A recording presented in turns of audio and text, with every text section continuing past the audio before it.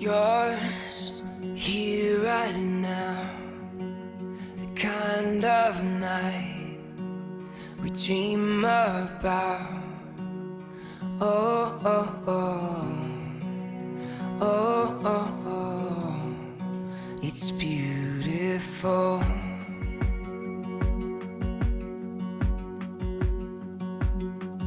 Yeah, time flies when you get it right, so hold on tight to me.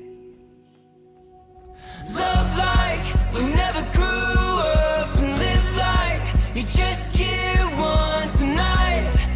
We're kings and queens. One blink and it's over. Wake up and we're older tonight. We're kings and queens. Stop, take a breath, close your eyes, remember this. Oh, oh, oh, oh, oh, oh, it's beautiful.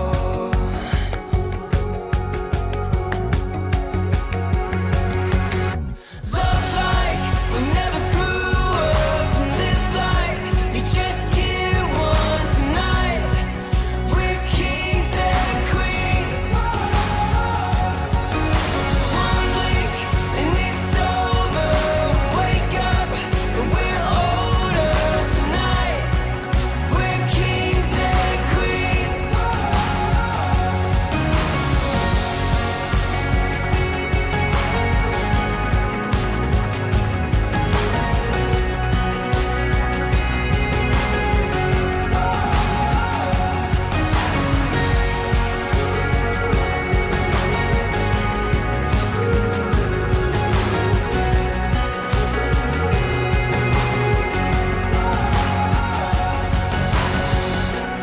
Time flies when you get it right, so hold on tight to me.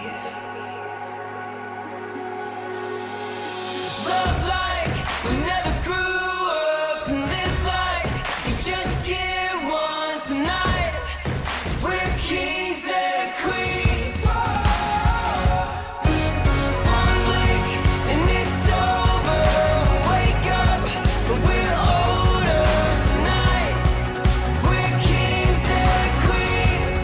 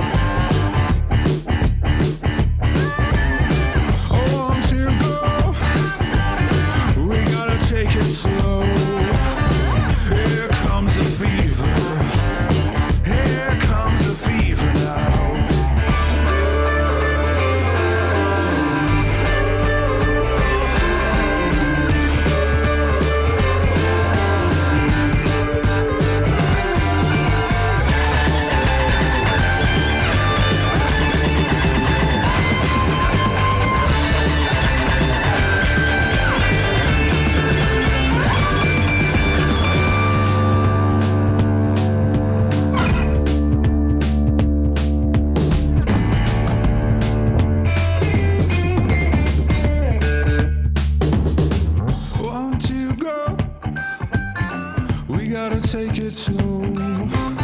Here comes the fever. Here comes the fever. Once you go, we gotta take it slow. Here comes the fever. Here comes the fever.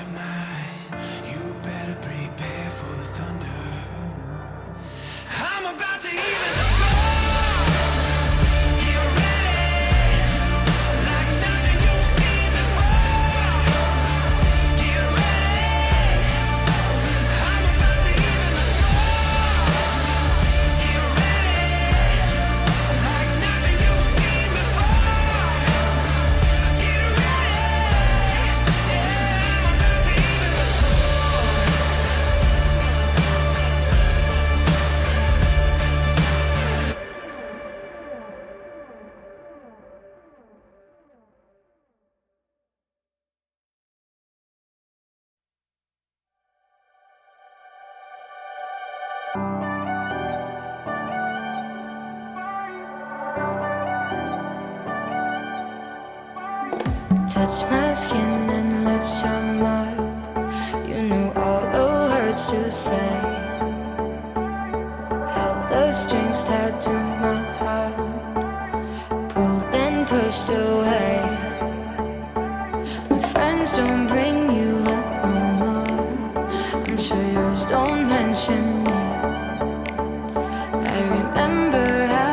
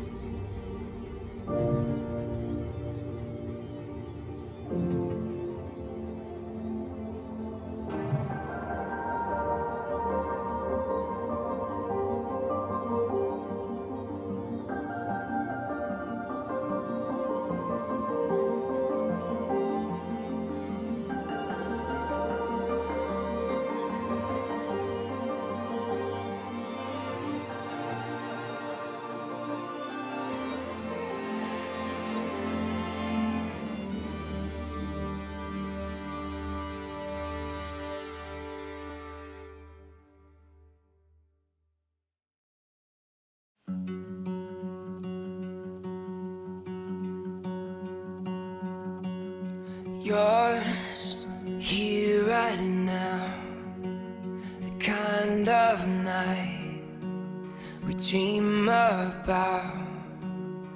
Oh, oh, oh, oh, oh, oh, it's beautiful.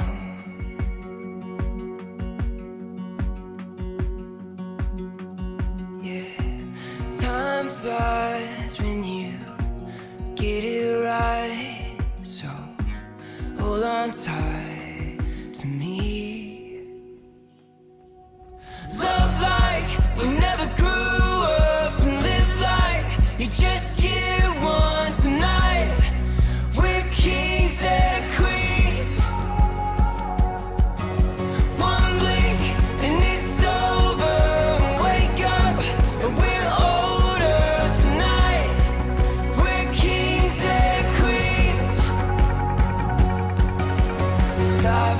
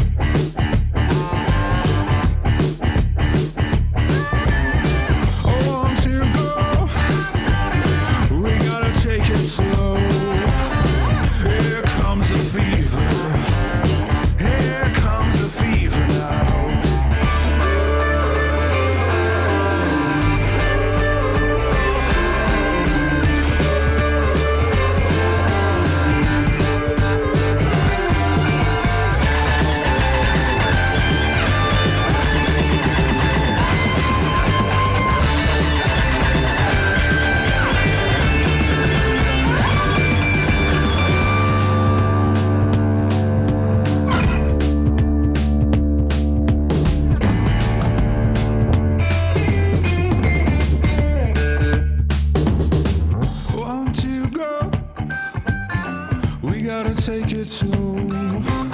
Here comes the fever. Here comes the fever. Won't you go? We gotta take it slow. Here comes the fever. Here comes the fever.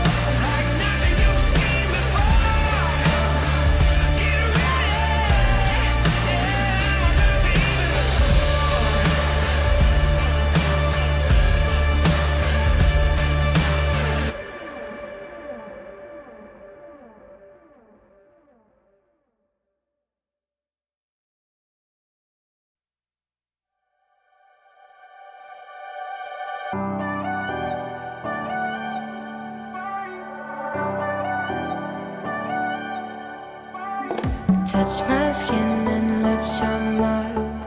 You knew all the words to say.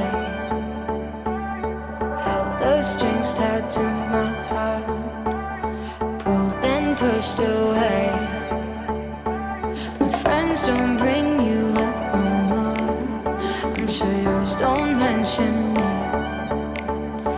remember how we were before. It don't feel like memories. Why can't I get over you? Your love is a fire, still high on the fumes. I've done everything I know I can do.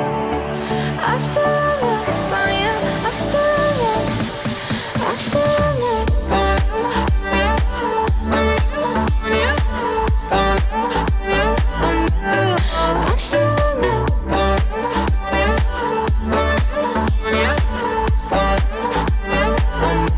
Why can't I get over you? Your love is a fire, still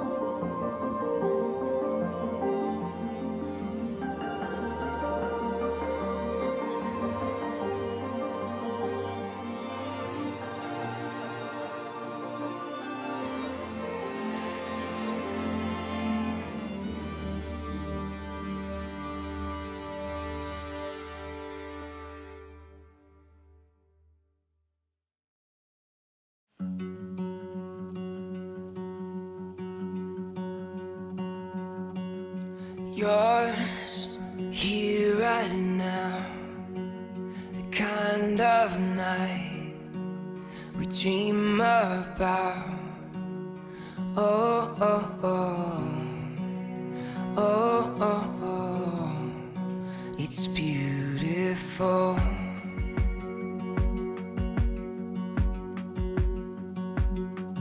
Yeah, time flies when you get it right, so hold on tight to me.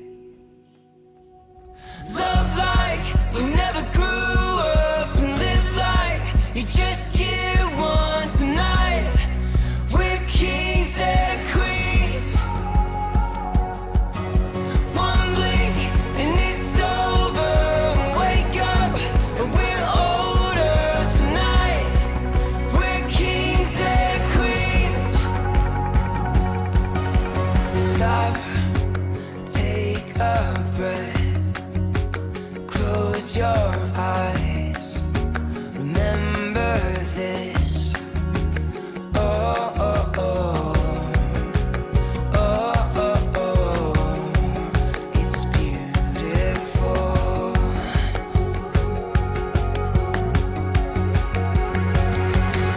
Love like we never grew up, and live like you just get one tonight. We're kings and queens. One blink and it's over. Wake up and we're older tonight. We're kings and queens.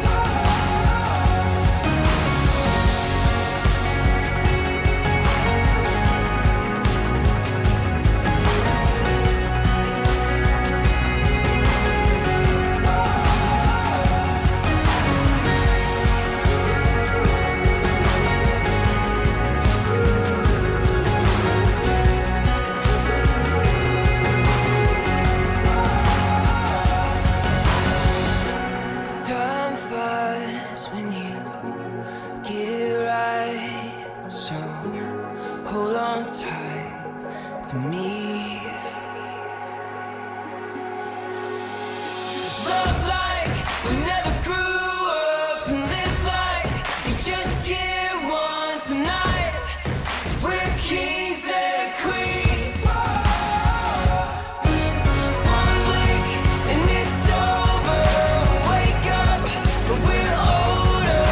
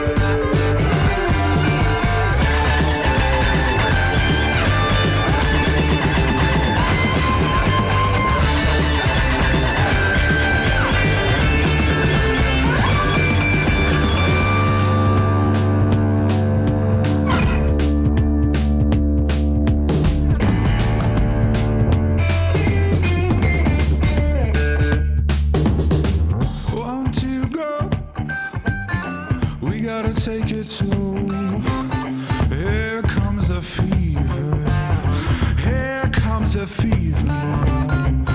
Once you go, we gotta take it slow. Here comes the fever. Here comes the fever.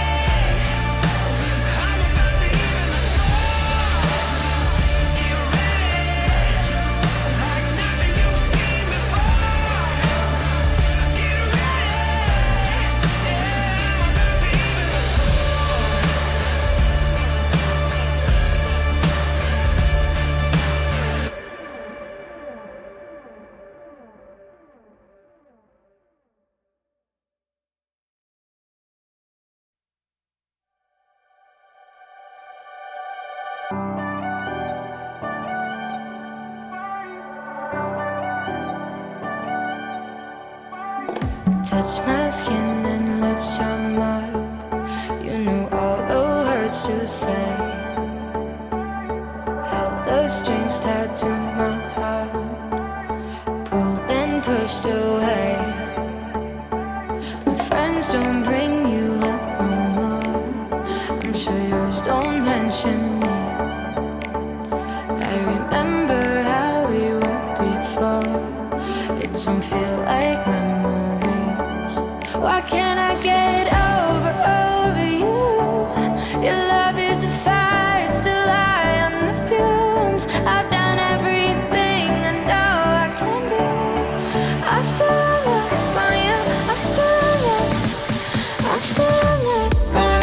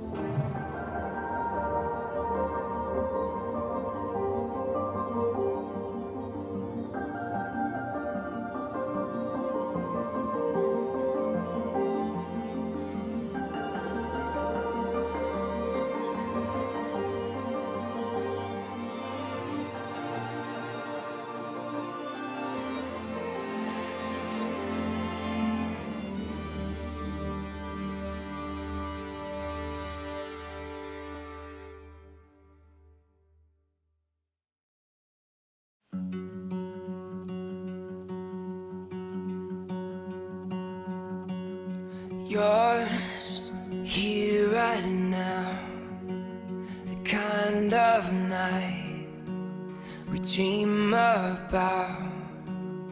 Oh, oh, oh, oh, oh, oh, it's beautiful.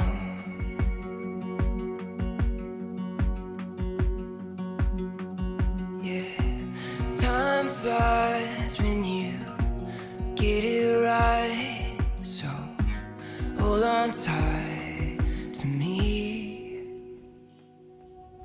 Love like we never grew up, and live like you just get one tonight.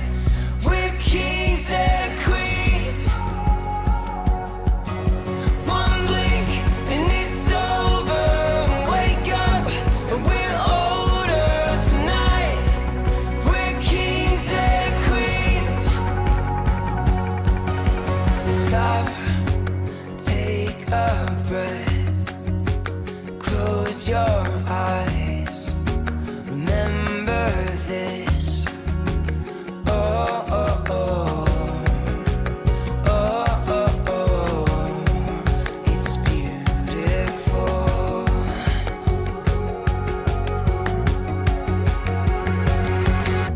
Love like we never grew up, and live like you just get one tonight.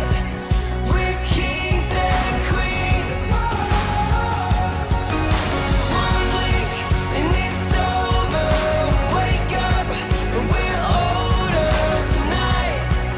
We're kings and queens.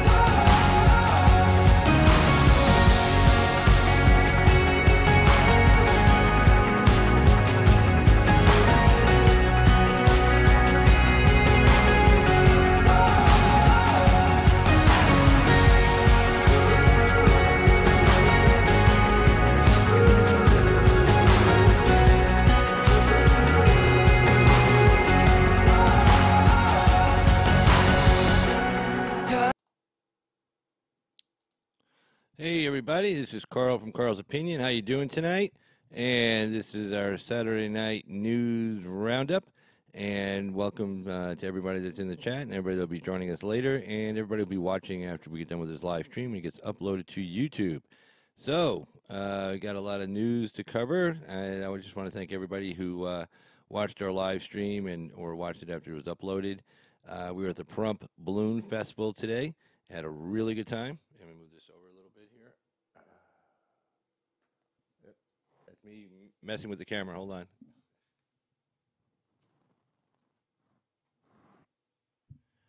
All right. Got the camera fixed, I think. That looks better. Okay, very good. So, anyway, yeah, we're at the Prump Balloon Festival today, and I was there early this morning. My time was a little around, just around 7 a.m., a little before 7 a.m. Pacific Standard Time. That's in Pahrump, Nevada, Las Vegas time.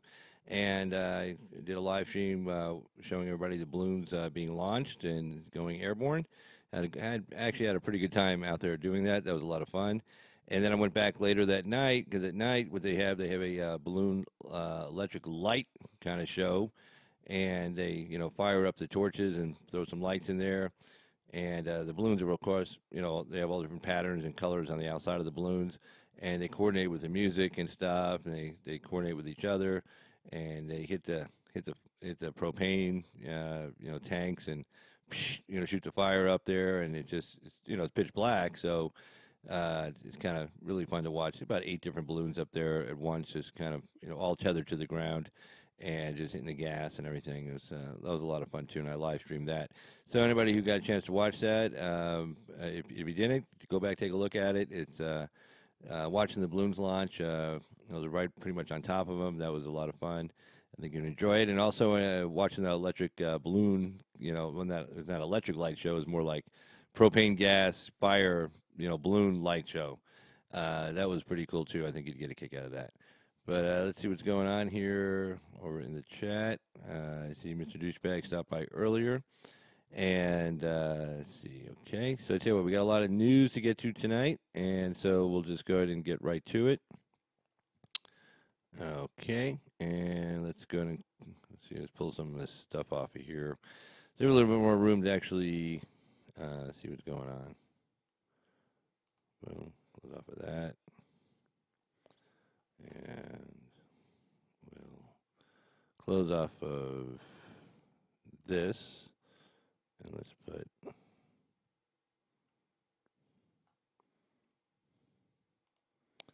There we go. All right, so let's go ahead and just cut over to the first story here. And Feinstein blasted by left-wing activists for yelling at a bunch of children for they came into her office. They were sent there by their parents, obviously. And there's a picture of Miss Feinstein. Let's try to not have to look at that too much. But anyway, Senator Feinstein, senior senator from California, and she was pretty much always a centrist Democrat, pretty much right up until Trump got elected, but she never really went too far crazy like everybody else did. I want to say that she suffered from Trump derangement syndrome. She's a San Francisco Democrat. She was formerly mayor of San Francisco. She became mayor after that one mayor got assassinated. He was the first openly gay mayor of San Francisco. They made a movie about him. Sean Penn played the part. She took over. I think she was like deputy mayor, and then she immediately took over after that. And excuse me, and that's how she got her start. And then I believe I'm pretty sure she went right from the mayor's office right to the Senate. I'm not sure. I don't think she went to the House of Representatives first. I think she went from mayor to senator. She got a lot of fame because after she was assassinated, she was kind of like the person who kind of held the city together. And she in the Senate, she was always they put her on the Intelligence Committee. That's a committee known for bipartisanship. It's one of the few committees in Congress where, regardless of the majority, it's going to have an equal number of Democrats, equal number of Republicans. I'm pretty sure I might be wrong about that. But the chairman and the chairperson and the vice chairperson, they historically have always gotten along. In other words, it's not like you saw with oversight, committees and with John Lewis and going at it with Nunes and all that stuff. That doesn't happen with the Senate Intelligence Committee. If the vice chairperson wanted, to subpoena anything or bring any witnesses in, that's not an issue. And same thing, regardless of the party. Historically, that committee's always been a great committee for that reason. They always work together, work things out. And she's always pretty much known as a centrist. I mean, she's left obviously on certain issues like abortion, gun control. The two big standouts for her. But she's always pretty much been middle of the road when it came to politics. And even after Trump got elected, she didn't go full bat crazy. She just didn't. She went a little bit out there, but just enough.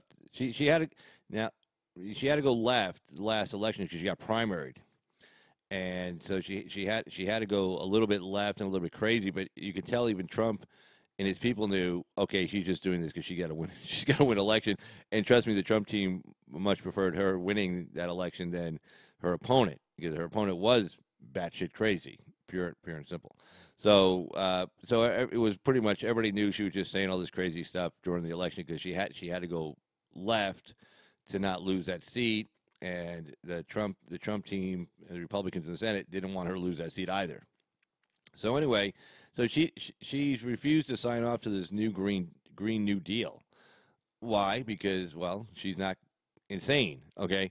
So anyway, so of course a bunch of activists got their kids together and decided to storm her office. I guess storm's kind of a harsh word. Go to her office. I mean, you're a senator, you're a congressperson, you have a field office, you're there to meet with constituents. I mean, two senators can't meet with all the constituents in California. Obviously, it's not going to happen. But still, and so they made an appointment, and these kids showed up, and they're like, "Oh, why are you voting against, getting rid of, dinosaur fuel, stuff like that, and why you want to kill us? Why you want to flood California with icebergs, and we're gonna die, and you don't care about us, and just really."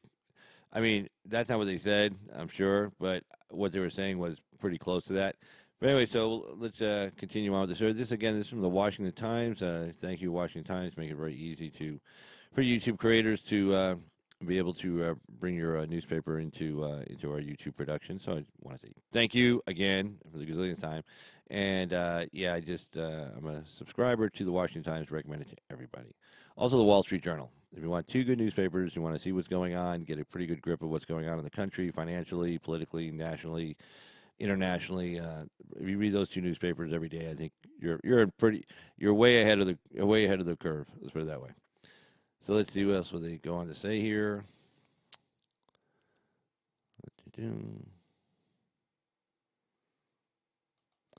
All right, Democrats who refused. Here we go.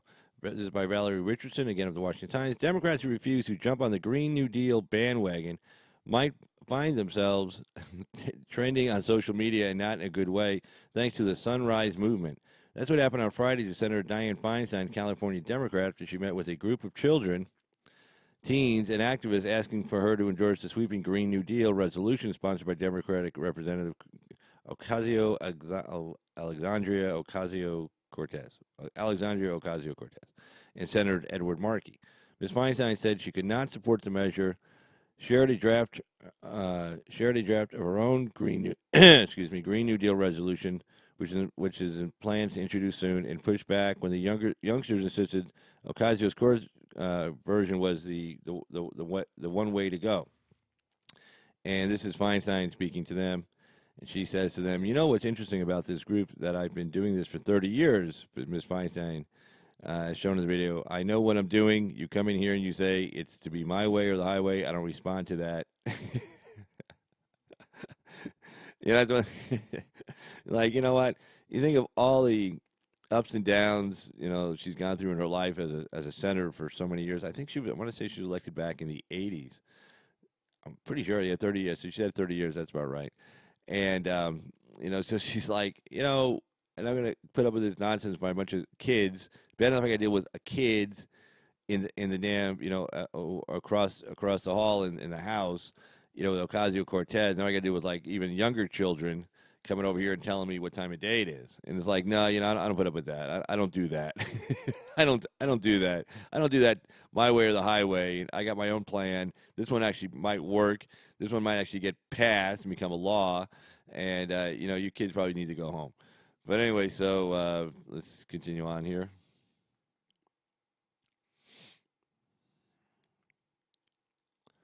Let's see. Sunrise let me back it up a little bit here. Let's see. Yep. Sunrise Moon responded by posting a 2-minute clip with excerpt of Ms. Feinstein at her most combative, taking on the kids. Tweeting, "This is how Senator Feinstein reacts to children. Children." Yeah, see, I mean, that's it. You put it's like put the children in front of you. It's like they're like child shields, you know?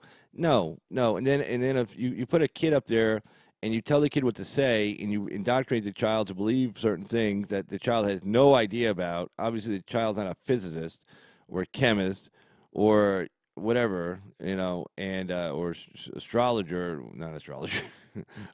you know what I mean. But you know, obviously the kid is not versed in any of these subjects, so obviously he's just reading off a script and, you know, been, you know, memorized and everything else. And they say, "Oh, how dare you talk to children like this?" It's like, well, don't shove them in here in my face, you know. So what? I can't talk to them and tell them what time of day it is, because actually, when she was talking to them, she was really talking to the adults that were in the room. You know, that's pretty much who she was talking to, and she was really talking to Ocasio-Cortez, actually. You know, when, you know, the whole, like, especially when she says, "I've been doing this for 30 years." You know, that wasn't a slap at the kids. These kids aren't even 30 years. Well, Ocasio-Cortez is just now 30, I think, maybe 29. I don't know. You know, but she's pretty much saying, look, I've been doing this for a long time. I don't need some young kids, or I don't need you, Miss Ocasio-Cortez, telling me what time of day it is. And that's just the way it's going to be. But any Democrat that signs on to this is moronic. I mean, it's just really moronic. You know, I mean, and Markey, well, Markey's always been kind of dumb. He's kind of been always like the slow guy, and I guess this kind of proves it. I don't know. Maybe he's all turned on by her or something like that. He's kind of older. Maybe he's been married for a long time, and, you know, he sees Ocasio-Cortez up there dancing on a roof and gets visions of Green New Deal, and she comes into the office and says, you know, it'd be great if you can help me out with this, and kind of looks up at him, and, men, yeah, you know exactly what I'm talking about, you know. And so he's like, yeah, that sounds good. Let's do that. And so that pretty much when she was yelling at the kids, she was pretty much yelling at the adults in the room and primarily yelling at Ocasio Cortez. Probably trying to yell at Markey also, like asking Markey, like, what's your problem? Jesus Christ, what are you, love struck? What are you going through some midlife crisis over here? Why would you help her draft this bunch of gobbledygook nonsense? And then of course McConnell, for his part, I love what McConnell's going to do. He's going to put it up for a vote. He says, "Hey, you filed it. You filed this resolution, and I tell you what, I'm going to, I think it's worth looking at, and I'm not even going to waste time going through committee. I'm not going to do any of that. I'm just going to put it up there on the floor for a yes or no, yeah, up or down vote." And you can see what he was. He had that wicked looking smirk he gets sometimes when he knows he's got somebody, or not so much he knows. Excuse me. He knows he's got somebody, but he knows I got you. You can't get out of this. I checkmated you. Checkmate. It's over.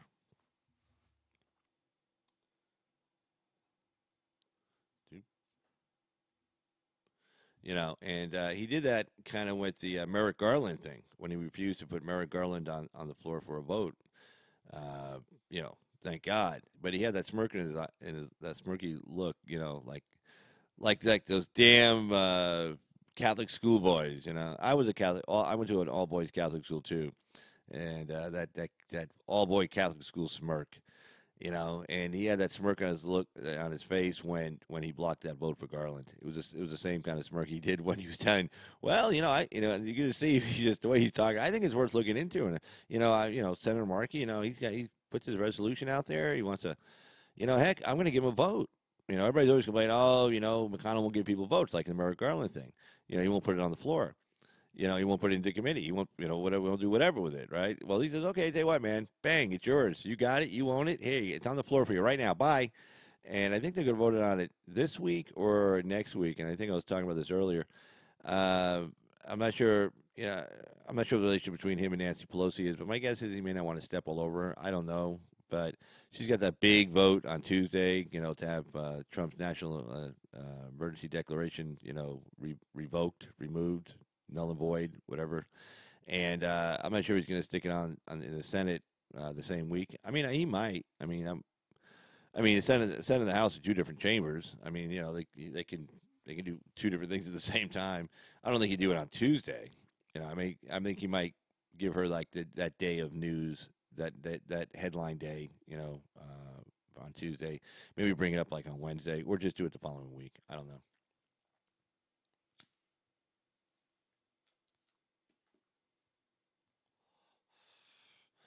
But see, a series of lengthier clips posted by Me- Mediate's Tommy Christopher cast the encounter in a different light, showing that she discussed the merits of the Green New Deal with the kids and even agreed to give one of the teens an internship. Oh well, yeah. Well, I guess if you want to get your point across, if you set the scene up where you're looking for a confrontation, looking for Feinstein to be a real bitch, and then she is bitch by what she said, but then she turned out to be a pretty nice person, then maybe you're not going to show that side of it. That's just what I'm thinking about. So, all right. So let's continue on with the story here. Should go on further down here.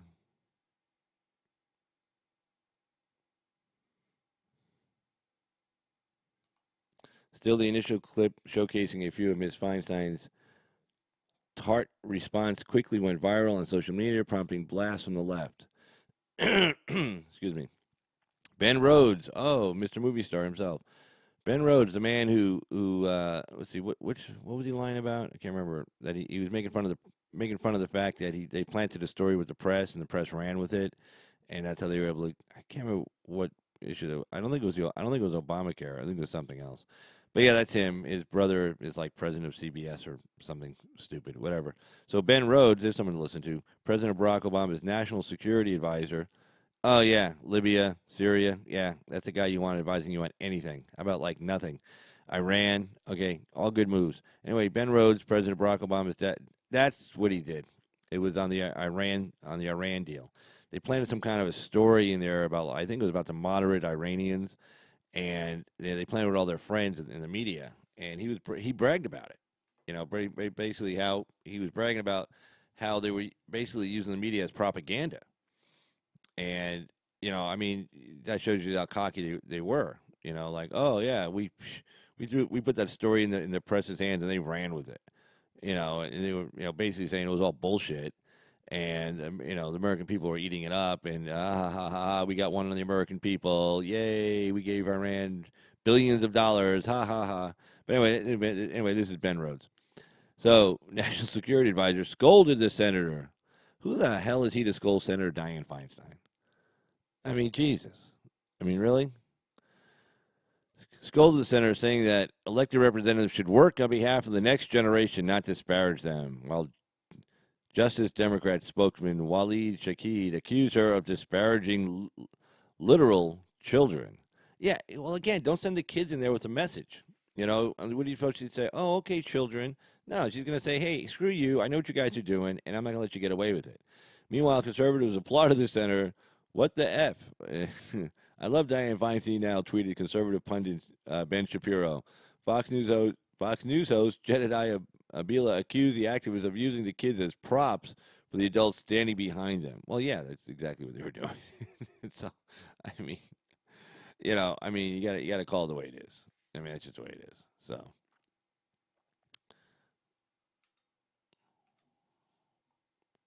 let's see here. Let's continue on. Ben Rhodes. Ben wrote this tweet, and we got another story coming up here in a couple of seconds. We'll just let it play on through. This one is interesting, and I mentioned this a little bit earlier in the day. Pro-life film Unplanned assigned surprise R rating by the Motion Picture Association. What a coincidence. I mean, all these things that get PG-13 ratings out there, people getting shot and killed and everything else, and women getting thrown on the ground, and they don't show the sex, but they show, or the rape, but they show pretty much everything right up to the point where this woman's about to get raped. Those get PG-13 ratings. But a true story. This is a true story about. I believe it's a true story about abortion. Somehow that gets an R rating. So you know why? So that younger people won't be able to go see it. Because I mean, they're busy indoctrinating young people that abortion the day of birth is fine. Just kill the baby, and if you try killing it and it comes out alive, it didn't die. Well, I guess you just gotta try to make it as comfortable as possible. And if mom says she wants the baby resuscitated, if the kid goes into shock, resuscitate the kid. If not, well, we're just gonna sit there and watch the kid die, painfully. Okay, gonna watch this kid die painfully. Kid's feeling pain. I guess they'll shoot a bunch of morphine and make it stupid, But, the last moments of this child's life is going to be realizing that the people, the child's looking up, realizing people around him or her, that suppose, and the child senses who, instinctively who, his or her mother is. And, that this person will let them die.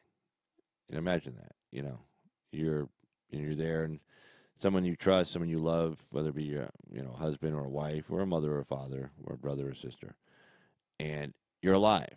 I mean, you're alive, and you're alive, and you're in a bad way, and if somebody doesn't help you, you're going to die, and they're just letting you sit there in pain and misery and die. Yeah, just let you know we don't take unknown person phone calls, so won't be taking that phone call. So yeah, if you want to call, just unblock your phone number and just call in. I'll definitely take your call. But no, we don't take unknown person or block phone calls. Yeah, I kind of developed that policy a while back. It's just I mean, look, I know people get fake numbers and bootleg numbers and stuff. I'm not naive, but at least take the time. At least you got to take the time and effort to get a fake number. At least I make you do that. If you want to call in. So it's not hard to get. Trust me, if you want it that bad, it's really not that hard. But yeah, we don't take any block phone calls. But anything you want to discuss is fine. We don't. I don't look. If you want to discuss something in an intelligent manner, fine. If you want to call in and say something stupid, nah, I'm sorry, I'm just not there. I went to high school. It was a long time ago. I heard plenty of stupid things when I was in high school.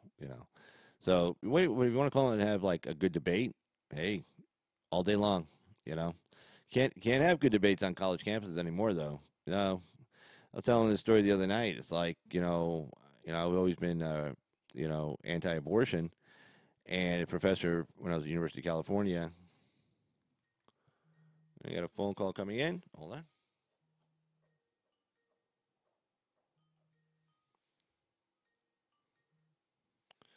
Area code 719. You're on with Carl's Opinion. What can I do for you tonight? Area code 719. Yeah, hi. How you doing? What can I do for you?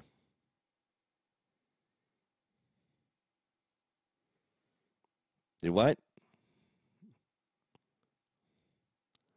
Okay, go ahead. Yeah, who's this? Yeah, what's your name? Yeah, what do you want to say?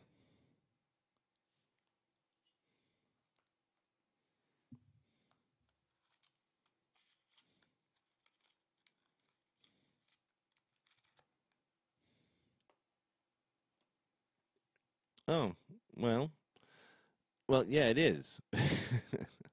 Well, most issues in our country are messed up, but that's okay. We debate them and we try to come up with the best solution we can, and sometimes we do, and sometimes we fall short. But don't give up on the country. It's all right. It's not going to end, so you'll be good.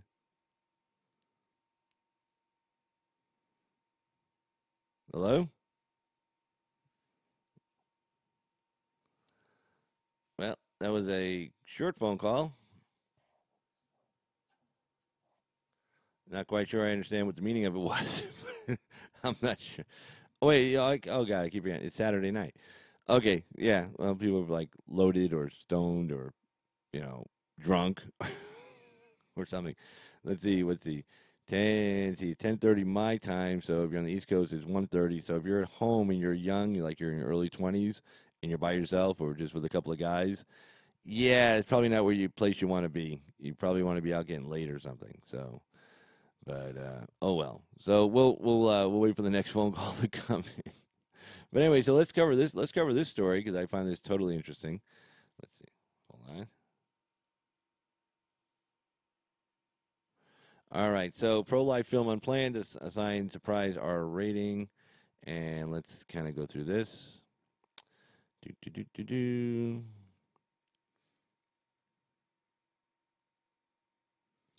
Unplanned, a pro-life film partially financed by My Pillow founder Mike Lindell. Oh, well, this is a good reason to buy My Pillow. Has been given a surprise R rating by the Motion Picture Association of America. The trade association determines the suitability of film content for viewers. The MPAA cited some disturbing bloody images. Oh, you got to be kidding me! Really? In its rationale for the judgment call, according to the Hollywood Reporter, the film's production team had pushed back in a letter to MPAA. We consider the MPAA's current standards to be deeply flawed, insofar as they allow scenes of remarkably graphic violence, degradation, murder, and mayhem to have a PG-13 rating, whereas our film highlights the grave dangers of abortion in a straightforward manner. Let's see.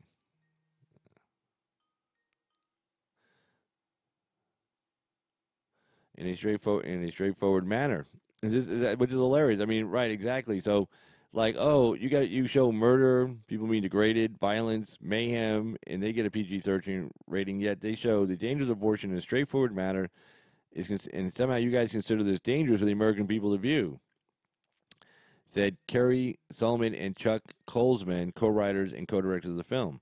The film tells a true story of Abby Johnson. Oh, it's a true story. Okay, who defected from Planned Parenthood to become a pro-life activist. While the filmmakers were certain they were making a PG-13 film, well, yeah, because I mean you know the ratings. I mean, it's not like they hide them on you. I mean, you see the films that are given PG-13 ratings, other films and stuff like that. They lay the guidelines out. Excuse me, let's get a cigarette.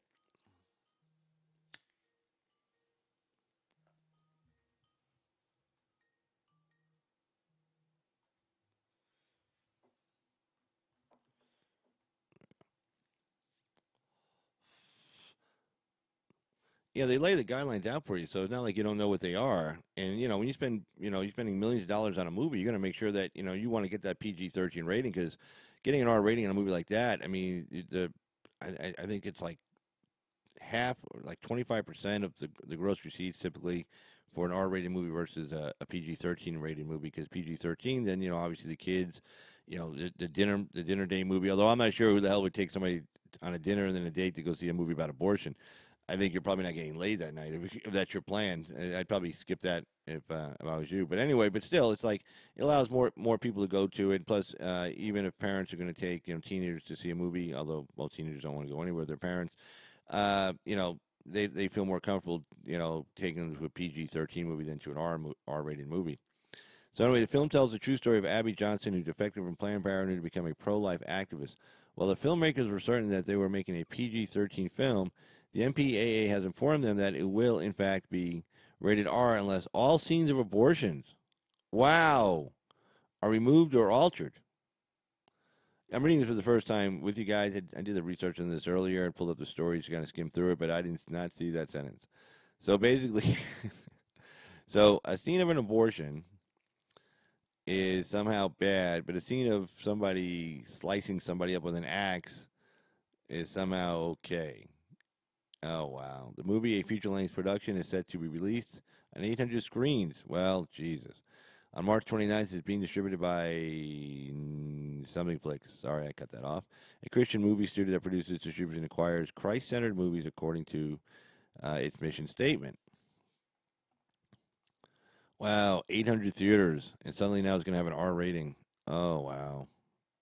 Man, it's going to cut into their bottom line. And that's the whole point of it. It's they don't want people to see it, and two, they don't want people to make any money because, God forbid, they might make some more movies like this. The distributor has never been given an R rating on any of its productions. That's crazy. They do not plan to alter the finished production, however, and are unlikely to appeal the decision effort, which could delay the film's release. This story needs to be told, and the message needed to be delivered. It's our calling as Christians to tell the story about the moral implications of abortion that the mainstream media refused to acknowledge.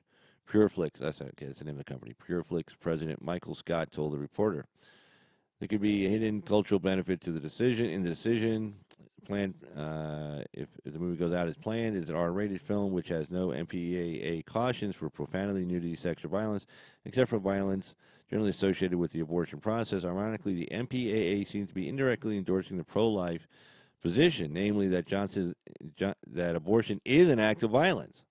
Yeah, I didn't even think of that. The two filmmakers told movieguide.org, a film Orient review. They plan to invite President Trump to screen Unplanned at the White House. Ooh, I bet he does it. I bet he does it. I can't see why he wouldn't. At the White House, Lindell, who invested $1 million in the production, has a cameo role in the movie, showing him bulldozing and a Planned Parenthood clinic to clear a site for 40 Days of Life, a pro-life group. "I'm pro-life and I'm happy to do it," Mr. Lindell said in October. Wow. That's crazy. I mean, you know what? They won't. And this goes to the same stuff, they're doing. It goes the same stuff they're doing everywhere. As far as, silencing, voices of conservatives or people who are religious, people who are normal, people who are rational, people who use reason, people who would not be willing to say out loud, which you hear a lot of people on the left saying, that feelings count more than facts. I mean, when Shapiro would say, like, facts are more important than feelings, you figure, well, who the hell can argue with that? Well, they can. No. They'll come back and say, no, feelings are just as important as facts. My feelings are just as important as the facts. Well, that doesn't make any sense. Of course, they cannot be. I mean, the facts are the facts. If if we're standing outside in the rain and it's raining on us, and I say, wow, it's raining, and then the person goes, well, I don't feel like it is. I don't feel like it's raining. I don't feel wet. Say, well, I don't really care what you feel like. I'm telling you, it's raining outside. Or better yet, like, say it's snowing. I don't feel like it's snowing. Oh, okay, well, get in your car. Then you don't have any snow tires on it. You'll be just fine. Boom, car goes off a cliff. It's like, well, how do you feel now, buddy? That's what I'd be yelling at him. Do you feel like it's not snowing now, buddy? But yeah. But I mean, just look. If you think you have a better point, and you think you can convince people, more people than say we can convince that your point is the correct one. You're on the right side of the issue, and we're not. Then put it. Let us put our position out there. I mean, if our position is so weak and so lame and so immoral, fine, you'll be able to destroy it in 2 seconds. I mean, just 2 seconds, you'll be able to take us down at our knees. We're done. We're gone. And then, wow, you win. But the point is, they know they can't, and that's why they don't. You know, those who can do, those who can't teach, that kind of thing. So they know they can't get into legitimate debates with many of the issues that the left is on the wrong side of, because I mean, deep down they know they're wrong. I mean, who would vote in favor of something that allows a mom to make a decision to have an abortion of a child, like, up to that day before? Now, here's an interesting scenario, and don't tell me this wouldn't happen. I've done a lot of divorce work in 25 years. So, husband and wife, they planned a baby. She's pregnant, going through first month, second month, third month. At the end of the ninth month, man, husband, he just can't take not having sex for such a long time, and he has an affair. And she finds out about it. And she goes, "Well, I'm getting rid of well, she wouldn't say our, she would say my baby. I'm getting my baby, and nothing you can do about it." I mean, like, they're like a week away from, like, the due date. And she aborts the kid.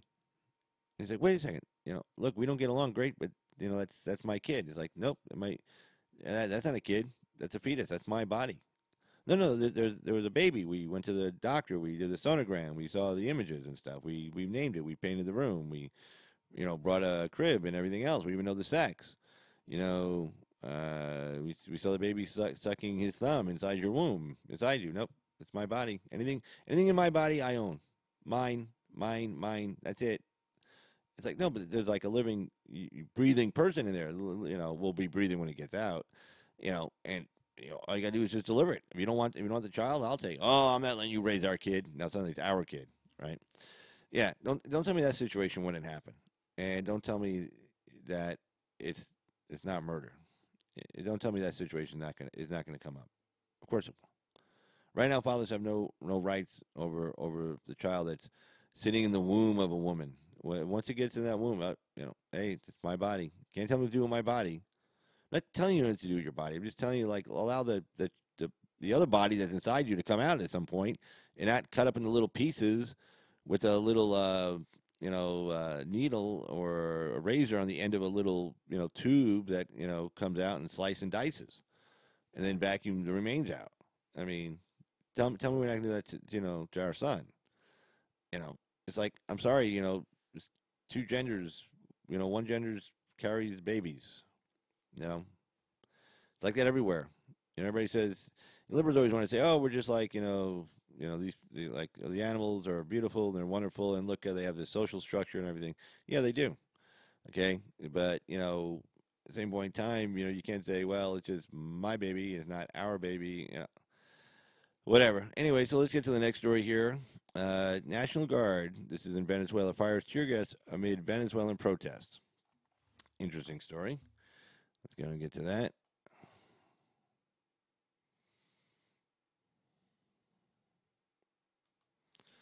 Chucuta, Colombia. Well, that's the closest place they can report. So let's see here. Chucuta, Colombia. Venezuela's National Guard fired tear gas on opposition activists at a barricaded border bridge to Colombia on Saturday, and two protesters were killed near the border in Brazil as the opposition tried to execute a high-risk plan to deliver humanitarian aid over the obstinate refusal of President Nicolas Maduro. Okay, let me check something here. Okay.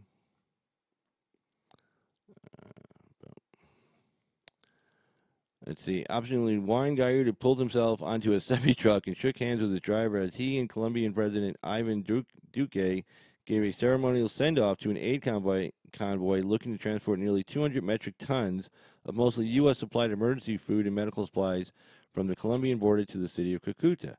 Our call to the armed forces couldn't be clearer. Put yourself on the right side of history, he said, in an appeal to the troops. Yeah, I don't know. I mean, well, you got to remember a lot of these troops. They're uneducated. They joined the army or got drafted in the army. I don't know what they do down in Venezuela, because that's what they had to do. They got to put food on the table. And right now they're being told by Maduro, "Hey, stay with me, stay with me, stick with me. Because if we don't, then I'm going to take care of you and your family right now. If I'm ousted, I may be ousted tomorrow, but right now, I control what goes on here. So I mean, that's the only reason why I think these military guys are standing by. But we keep sending the aid and they won't let it through. So anyway, call to the armed forces couldn't be clearer. Put yourself on the right side of history, he said in an appeal to troops con- uh, constituting Maduro's last remaining major plank of support in a country ravaged by hyperinflation and widespread shortages. Amid the aid push, Maduro's struck back, breaking diplomatic relations with Colombia. Oh, there you go. Just now he can have no friends.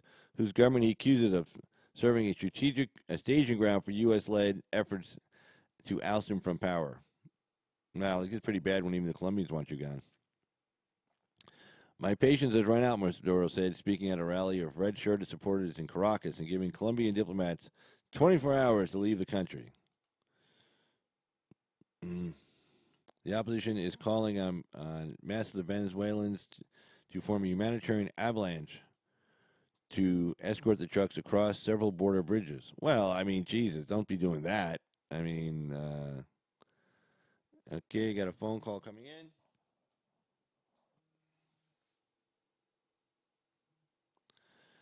Area code 805. You're on with Carl's Opinion. Can I help you?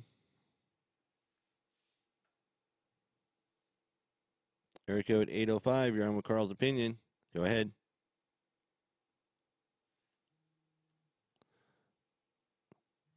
And we do not take block phone calls. So if you're calling from a block number, it comes across like an unknown person. Don't do that. So just call with a regular phone number. I'm more than happy to take your call. So hold on here.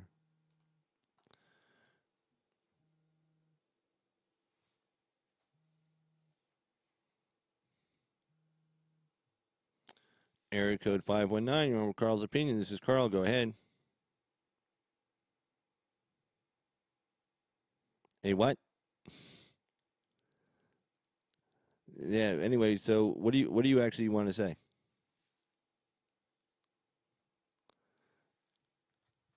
That's really funny. I appreciate that. But anyway, I hate to tell you this, but only you and I are hearing this conversation. I know only you and I are hearing this conversation right now.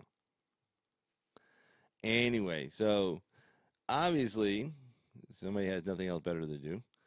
But so I guess they don't like my stance on abortion. But you know, you're the one with the problem. You like killing babies when the baby's in the birth canal.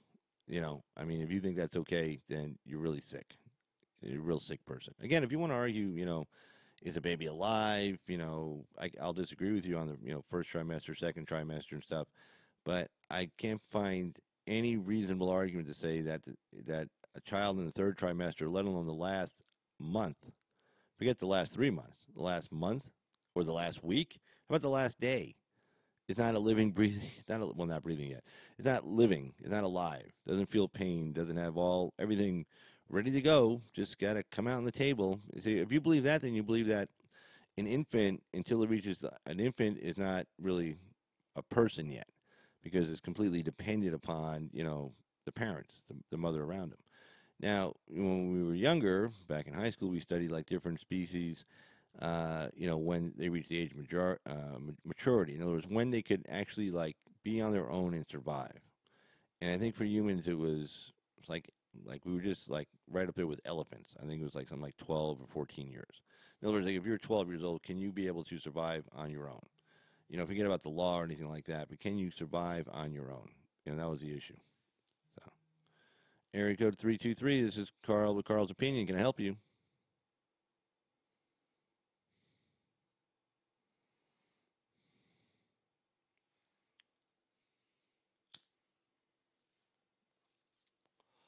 And related to what kind of stuff?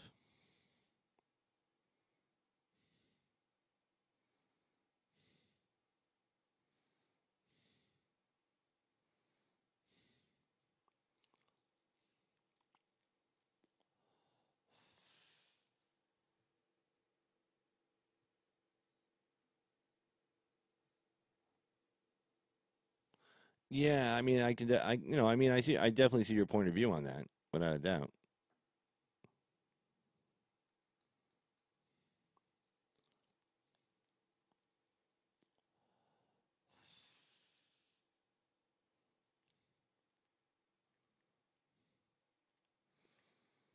Well, I mean, do you want Maduro to stay in power? The average Venezuelan's lost 24 pounds since he's taken over. 24 pounds. Well, we can't control what the rest of the world thinks. We got people are losing. People have lost an average of 24 pounds of weight. The average person lost 24 pounds since this guy took over. I want you to think about that for a second. Isn't that kind of crazy?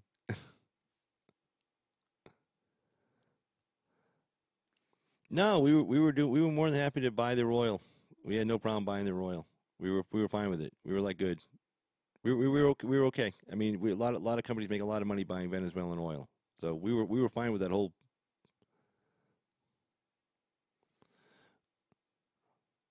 Well, I'm not sure. Was it us or was it somebody else doing it?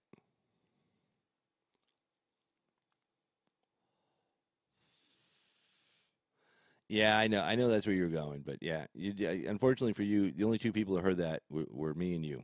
So, and I've heard it all before. So, anyway, you have a good night, okay?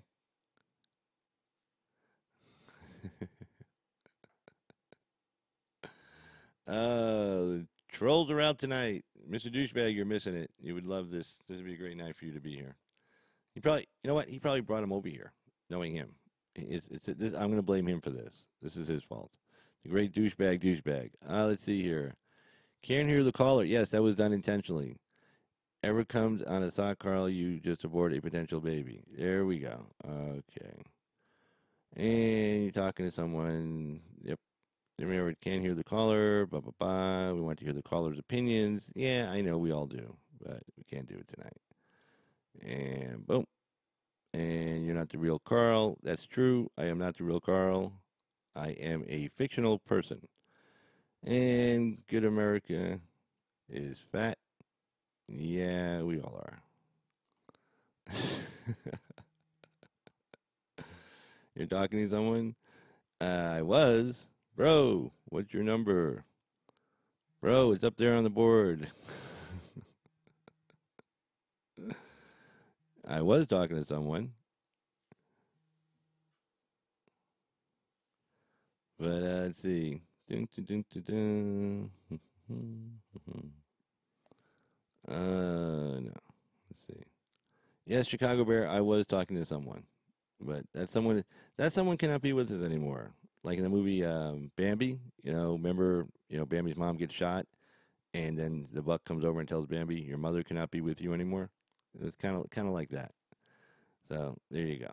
So yeah. So anyway, so let's see what we got here. Chicago Bear. But Chicago Bear, if you want to call in, just write put your area code in the chat box. So if I see you calling, I will answer your phone call. How's that? Anyway.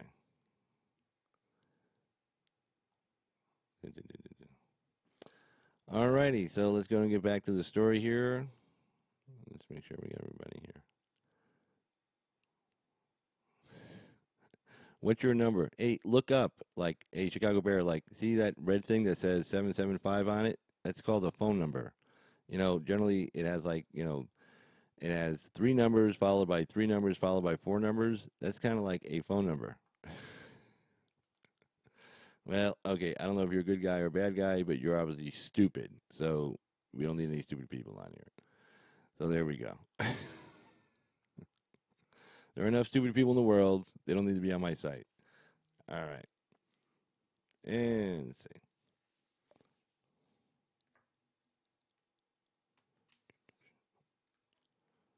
All right. And let's go and get back to the stories here. Let's see. I'm just calling. Okay, hold on. My patience is run out, Maduro said, speaking at a rally of red shirted supporters in Caracas and giving Colombian diplomats 24 hours to leave the country. The opposition is calling on masses of Venezuelans to form a humanitarian avalanche to escort the trucks across. Like I said, I don't think that's a good idea. I mean, why are you going to put the civilian Venezuelans in harm's way? It doesn't make any sense to me. I don't understand that at all. Okay, let's see here.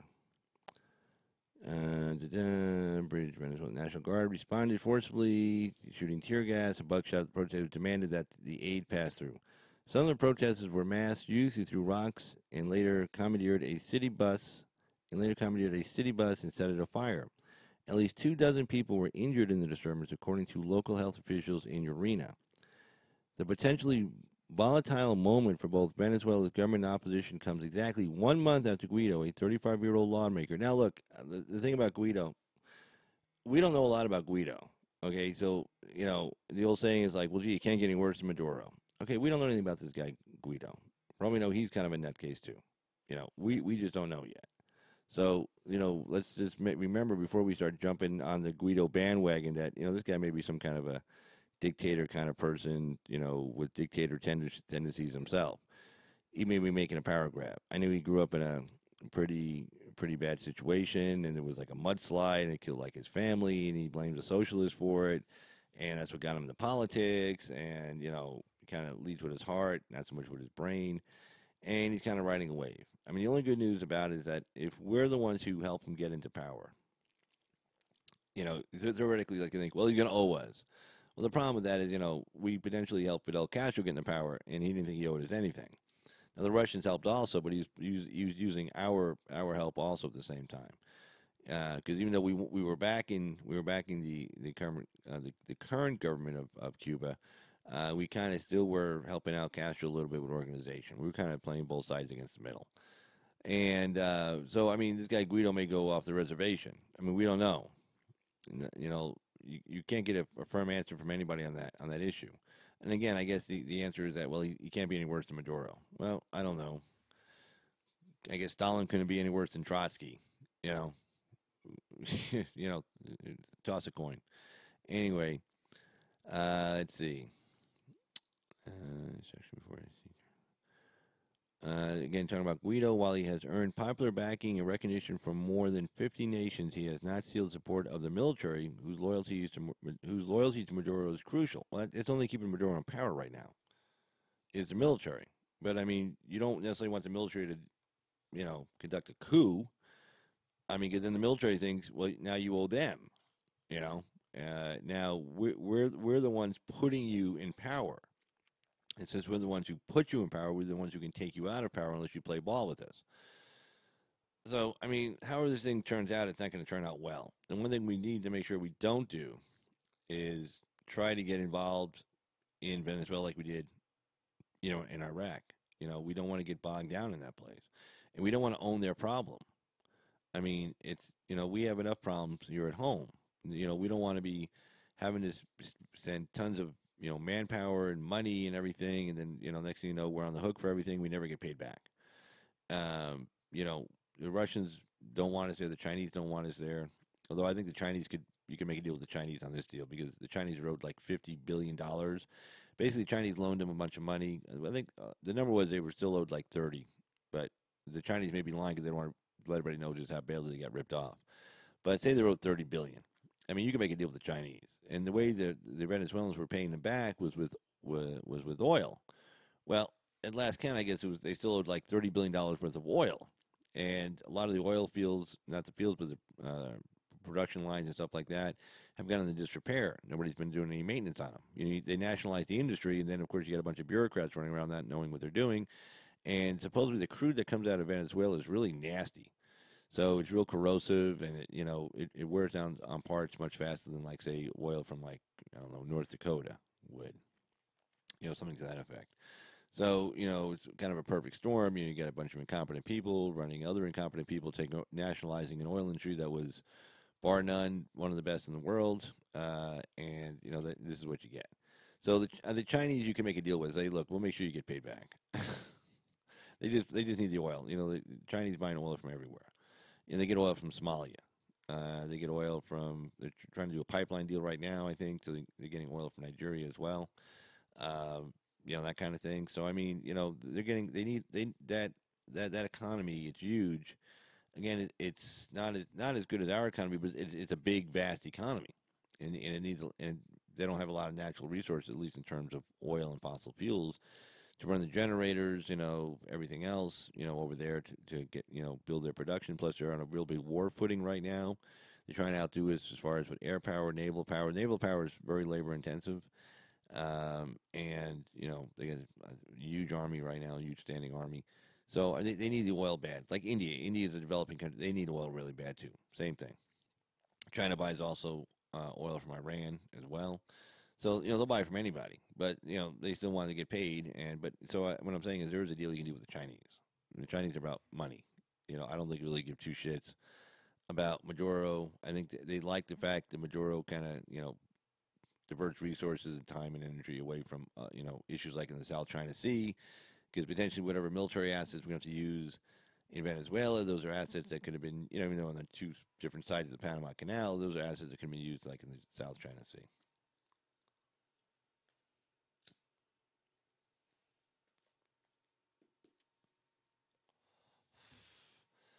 So, so anyway, so Guido says we're tired. There's no work. No, oh no. Adriana Montanez, 31, said as she sat on a curb recovering from the sting of tear gas used to disperse the crowd. Yeah, so she's not having any fun. Jose Rojas, thumbs up. Hey. Anyway, so let's see here. Let's see. So let's finish up the story. Let's see. The single mom said she lost her job as a seamstress in December and had to console her 10-year-old daughter's fears that she would be left orphaned when she decided to join Saturday's protest. I told her I had to go out on the streets because there's no bread, she said, but still, the soldiers are scary. It's like they're hurting us. At the Simon Bolivar Bridge, I think it's the bridge that connects Venezuela to Colombia, a group of aid volunteers in blue vests calmly walked up to a police line and shook officers' hands, appealing for them to join their fight. Mm. Well, Maduro's probably giving them food. You don't even give them money. He's probably just giving them food to keep their loyalty. I told her I had to go out. Let's see. I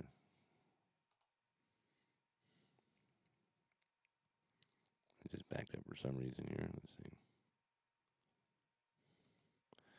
Right.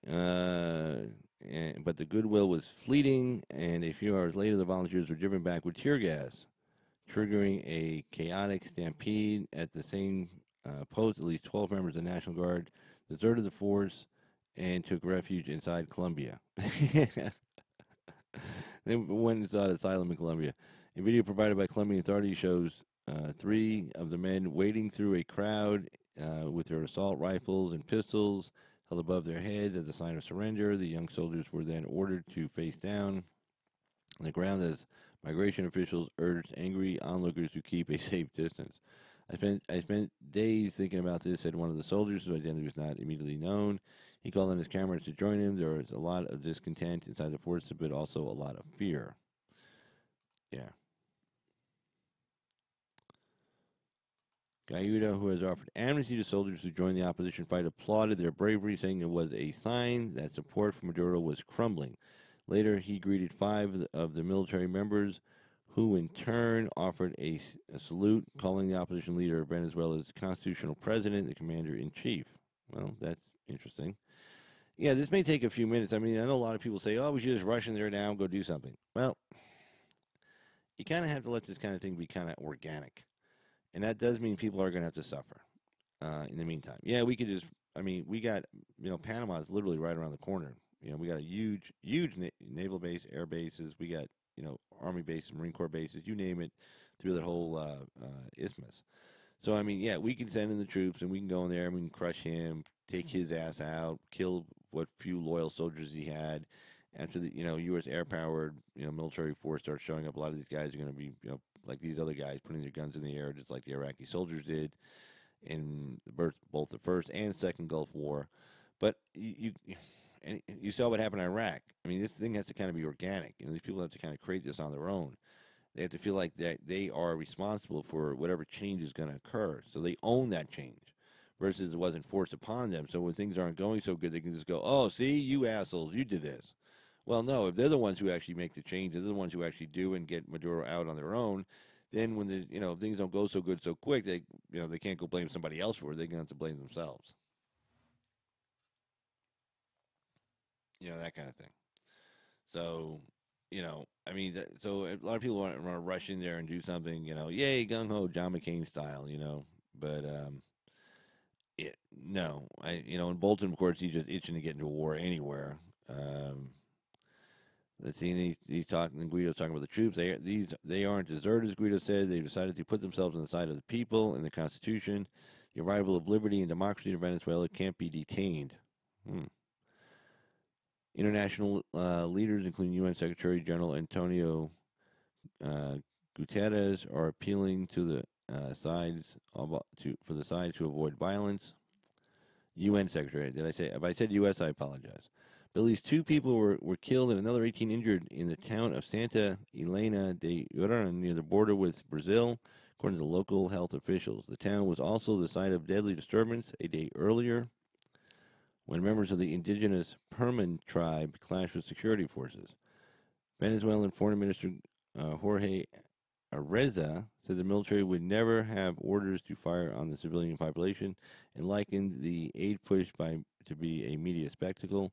We can only hope that sanity and good sense prevail in Calcutta, in Colombia, and that it will remain a big show, a big party, and that they don't try to open the door to a military intervention, he said Friday at the UN headquarters.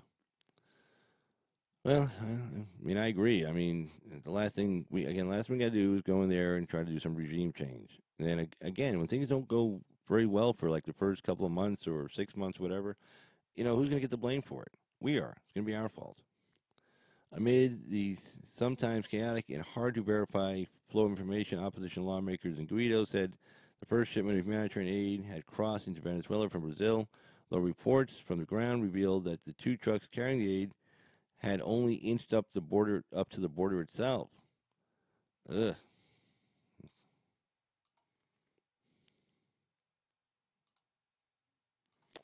All right, and this was an article written by Monica Crowley. This is that I wanted to share with you. Let me take a look real quick.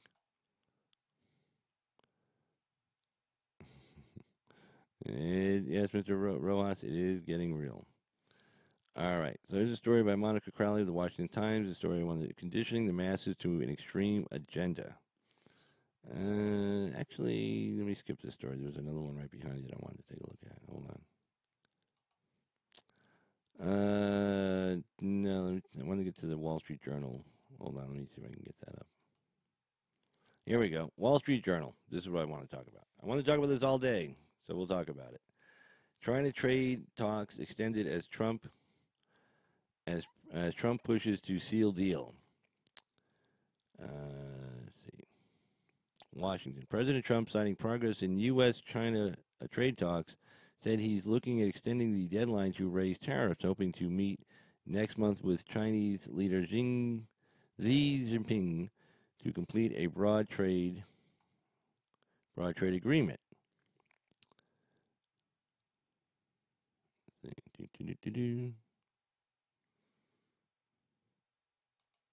His comments in the Oval Office followed 4 days of talks between U.S. and Chinese negotiators, which Mr. Trump extended through the weekend. We're having good talks, and there is a chance that something very exciting can happen, he said. Among the accomplishments that Mr. Trump cited was a pact with Beijing to curb currency manipulation, which Treasury Secretary Steven Mnuchin called one of the strongest agreements ever on currency. But neither man nor Chinese Vice President Louis He provided any details of the deal. Certainly none of the officials gathered in the Oval Office offered any specifics to back up their statements. Oh, well. Their assertions of progress. China hawks in the business community, and the Congress say they are troubled by what they see as Mr. Trump's growing impatience for a deal and are urging him to stand firm and insists China make fundamental changes in its industrial policies. I am encouraged by signs of progress, but remain concerned that the president will accept a quick offer of let's see, quick offer of procurement of U.S. goods rather than fundamental reforms to Chinese systemic problems, said Representative Bill Pascal of New Jersey. People briefed on the specifics of the talks, and it said the two sides still remain far apart on the major issues involved in the discussion. Chinese government pressure on U.S. companies to transfer their technology to Chinese partners, subsidies for Chinese state-owned firms, and protection of intellectual property. The two sides also remain. Let's see. Can take it back up to the top here.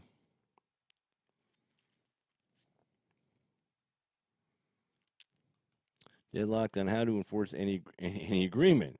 Well, there you go. they can't even agree on how they're going to enforce the agreement. Obviously, we don't want them saying, "Oh, well, just go to the WTO, the World Trade Organization," because we see what happens when you do that. Nothing.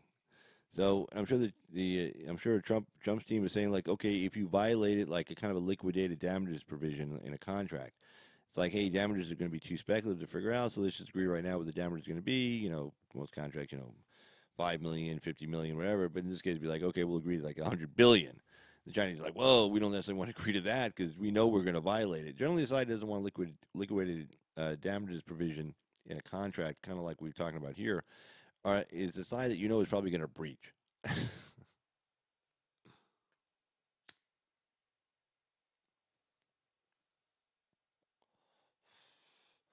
And so the Chinese are already anticipating. Well, we're probably going to breach this contract, and so let's argue about how it's going to get enforced. To it, we don't really want it enforced because we know we're going to breach. And the Americans are like, you're only doing this because you know you're going to breach it. It's like, well, who told you? But yeah, so I mean, so anyway, so whether or not that deal gets done is yet to be seen. So we'll find out. But here's another interesting story. Vietnam blazes a trail for North Korea, and I was kind of mentioning this a little bit earlier. When North Korea leader Kim Jong Un meets President Trump in Hanoi next week, the venue itself will carry a message for the dictator. And here we go. If you cooperate with the U.S., you can command an economic transformation like Vietnam's, a once poor nation. Here, hold on a sec. Let me just check something. All right. A once poor nation constrained. This is talking about Vietnam. A once poor nation constrained for years by hostile post-war relations with the U.S. Vietnam now. This up. Vietnam. Let's see. Yes, relation to the U.S. Vietnam forged a détente and a fast-growing economy, while its Communist Party kept a tight grip on power. Again, it's kind of like the Chinese model. In some ways, Vietnam's circumstances in the mid '80s parallel Pyongyang's today. True. I was saying that earlier as well. In other words, you look at right after the Vietnam War. I mean, you can say what you want about who won, who lost, who did whatever, but we totally blew that country to smithereens. I mean, everything we hit every bridge, every kind of crossroad, everything you can imagine. Cities wiped out, industry wiped out. They were importing everything to Hanoi through. I always forget the name of that city on the coast. Pretty much bringing everything in. From the Russians and the fight is with. And I mean, so they were devastated. And so we're saying, hey, look, we know what it's like to be devastated, like your country is. And of course, Kim's like, my country's not devastated; it's a great country. But okay, we know what it's like to not have a lot. Okay, we can agree on that. So look where we are now. I mean, they're sitting really good. And again, their tourism industry is, they reach out to the United States all the time. It's like, hey, come to Vietnam. If you're a veteran, you want to see the old battlefields, we'll take you around, man. Hey, no problem. It's like, hey, whatever you want to do. And they have all these tours of the Da Nang and all these different places, and they're making bank. And plus, they got really nice beaches and everything, so they're making bank on that. And they're saying, yeah, it's safe here. And then the Vietnamese kind of half-heartedly, they kind of say, look, we're not going to hurt you because in our minds we won that war. So to you, you're defeated people, and so of course we're not going to hurt you. We'll take your money, we'll treat you nice, but we definitely not going to hurt you. We already did that. We already did that once, so we don't need to do it again. We got to kind of got it out of our system. So anyway, in some ways, Vietnam circumstances in the mid '80s parallel Pyongyang's today. Lobbied for an opening would carry risks to the dynastic regime, which wields near absolute control and prohibits dissent. Secretary of State Mike Pompeo has extolled Vietnam's approach and presented it as a model. In light of the once unimaginable prosperity and partnership we have with Vietnam today, I have a message for Chairman Kim. President Trump believes your country can replicate the path. It's yours if you'll seize it. If you'll seize the moment, Mr. Pompeo said in Hanoi. Um, if Pyongyang relinquishes its nuclear weapons and missile programs, which is the goal of U.S. negotiators, America's investment could pour into North Korea. Well, first of all, that's not even a bribe. I'll tell you why. Because all Trump has to do, Trump doesn't put a diamond in himself. He can just tell American businesses, hey, go, have a nice day, and then maybe give them some kind of a tax break. They bring the money, but you don't want to leave the money offshore, right? So you got to kind of give them say, okay, you can go over there, start businesses, whatever. But first of all, we're gonna have fair trade, and that's gonna happen. We're not gonna, do some. You're not gonna put tariffs on us. We're gonna have fair trade. But two, you could bring the money back. Any money you make, you can bring back to the U.S. We don't want you leaving it over there, and so you can make some kind of deal with that. But American businesses, they're just frothing at the mouth to get over there. You got a large labor pool that are starving to death. So if you offer them a job, you can pay them not a hell of a lot of money, but enough that they have real food on a daily basis, and they have real good running water on a daily basis, and they have a few minor necessities. These people will bust their ass for you. I don't care who they are. They'll just be so damn happy. They'll be like, "Hey, man, thanks. That was really awesome." So he pretty much all he has to do is just unleash American business and say, "Okay, no more sanctions. You go there, you can do business with North Korea," and they'll be fine with that. So again, it's not going to cost a lot of money. It's just letting businesses know you can do business with North Korea. And from Trump's point of view, it's better to have our own businesses do business with North Korea than have the Chinese get in there. What Trump is kind of looking with North Korea is at some point North and South are going to reunify, and once they reunify, there's your economic powerhouse. So Trump's like, well, why don't you do business with our guys? You don't have to reunify. You can reunify with the South, but we want the business over here. So again, if Kim doesn't take this deal, I'm not sure what more we can do about this guy. But Vietnam is a good case in point. They got rid of that. Again, the Communist Party still holds the grip of power because it's the Chinese model, but they have free markets because they realize this whole communism thing. It looked good on paper to it. Karl Marx, but in practicality, it just doesn't work because you have to do so much harm to the people to get them to change their human nature through indoctrination and torture or taking people out who don't think right, who you think don't think right. You have to do so much of that is so counterproductive that nothing gets done. Because people, we all have the same human nature. I don't care that's our species.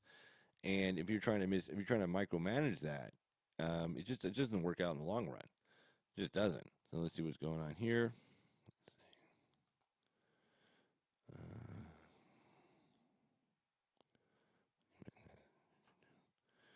All right, and let's take a look to see what else I think that was the last story I had. Hold on a sec.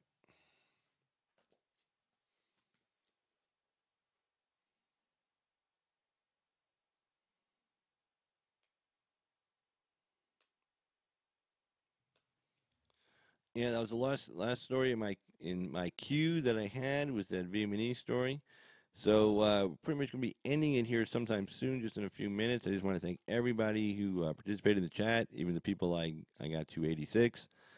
I actually kind of enjoyed doing that, so that was kind of fun. But so even people who had to get 86, who they were not saying really good stuff.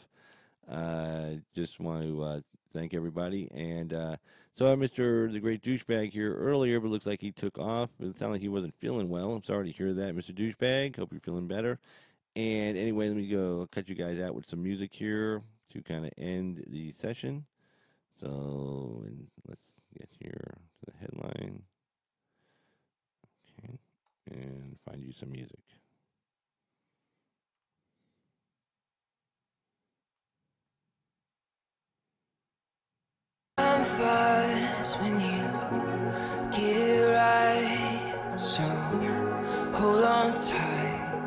me. Love like we never grew up and live like you just get one tonight. We're kings and queens. One blink and it's over. Wake up, but we're older tonight. We're kings and queens.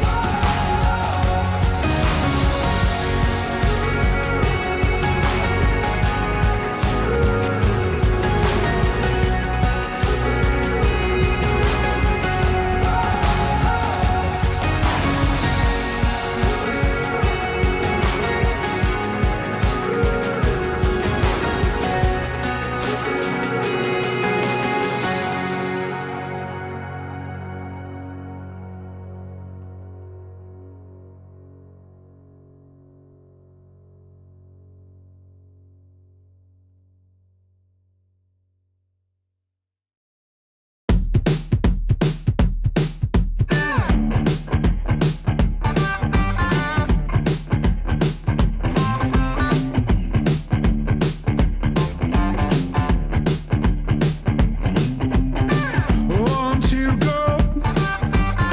We gotta take it slow. Here comes the fever. Here comes the fever now. On to go. We gotta take it slow. Here comes the fever. Here comes the fever now.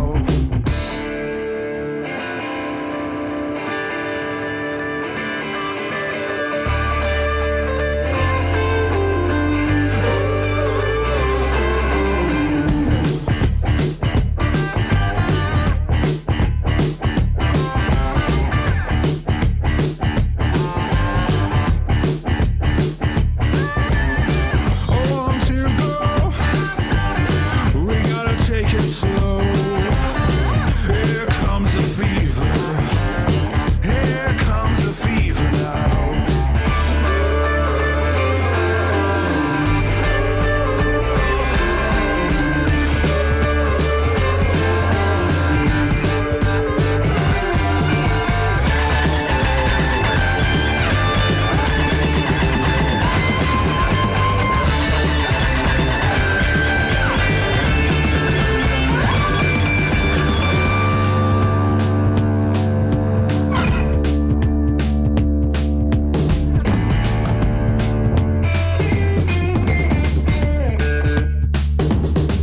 Want to go? We gotta take it slow. Here comes the fever. Here comes the fever.